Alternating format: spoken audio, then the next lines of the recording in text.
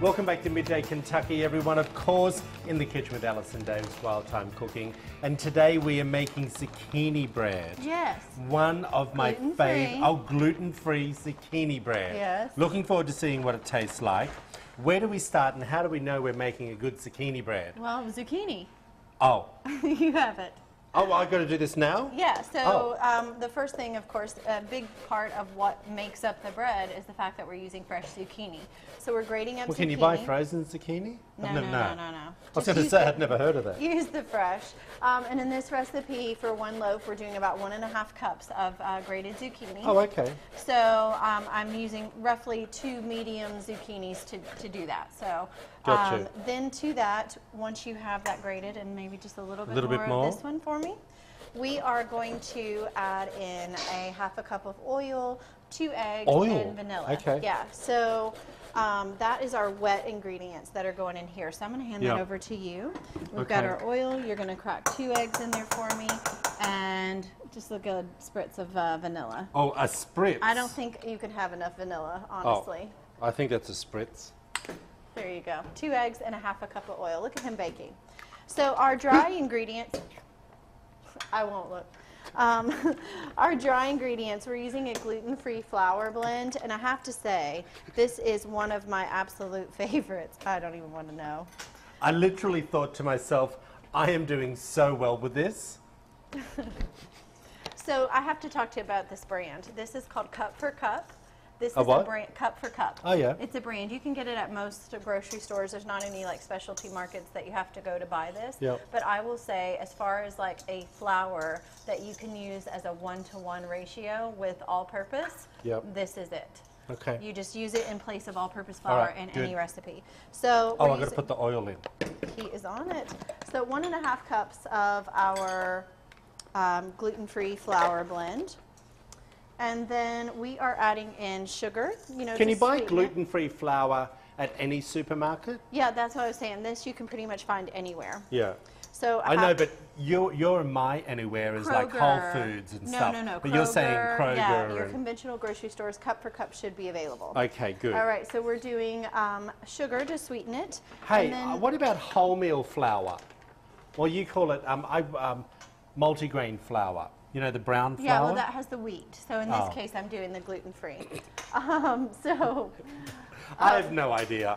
Do you like that? I did. So we're doing baking powder and some baking soda.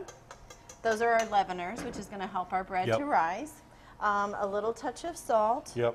And then, again, we used this not too long ago, I think, with our, what did we make? I don't know. I know, the days run together. I don't know what I make half the day. Some xanthan gum. Okay. You can find that, but I do like Bob's Red Mill. They have so many different products. But xanthan gum, again, is going to help with the chew to give it more of like a bread-like consistency, so that it has that chew to it, and it's not like real. Yeah, I think we did cakey. that this week, didn't we? Yeah. So as far as the xanthan gum goes with this, we're just using like 1 teaspoon. Okay. Okay. So all your dry ingredients are coming together. To season this, that was a 1/2 teaspoon measure. See, look at him trying to catch me. We were using 1 teaspoon, so everyone knows that was a 1/2 teaspoon measure. I'm on to him. I swear that looked like 2. All right, so for me, with the spices, though, it calls for a teaspoon. I'm still going to eyeball it because I like a bit of the flavor of clove and cinnamon. Ooh. Yeah, so clove and cinnamon, it kind of makes you think of like apple pie and pumpkin pie. So clove and cinnamon are going to be a nice pairing with that. I love these. And then to this recipe, I've added some dried cranberries. And then you could do walnuts as an option. Okay. So if you like to have nuts just in your a handful? Yep.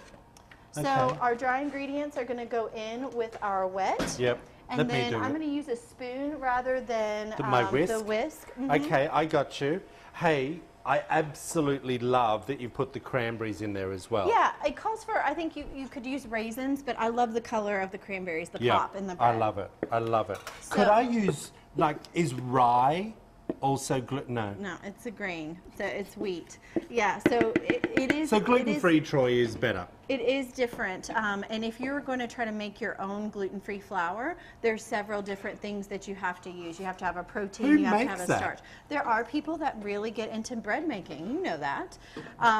We No. might even, yeah. I mean, How would I know that? so I will mention though that on the zucchini bread, look at how that's coming together so Yeah, nicely. look at that. I'm You good. can't really overmix it. Oh. It's not like where you have the wheat and the gluten and it gets tough. You can't I got overmix you. it. So I have these cute little. Do you think these are done? Yeah, we just want to get it really mixed where all the flours mix together. But I thought for speed, if you were making these up for the week, look Yeah, at these little I love muffin. it. Well, we're going to run out of time, my little friend. baby loaves. Hey, we're going to put all that in there, but we're also baking a big one as well, Yes. so we love that. Hey, if you want to find out this recipe, head over to wtbq.com/midday Kentucky. I'm getting tough. We'll be back after this short break. Love it, though.